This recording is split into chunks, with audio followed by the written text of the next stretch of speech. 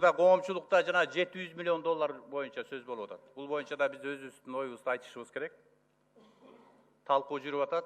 Мен ачык айкындык экономикада көмүскөгө каршы күрөшүү боюнча жарандарыбыздын демилгелерин колдойбуз, өкмөт.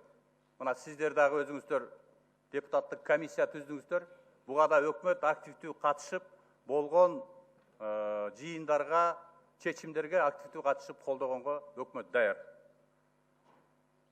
Бул боюнча азыр иликтөөчү топ да түзүлдү. Иликтөөчү топко мен да чакырып кетер элем.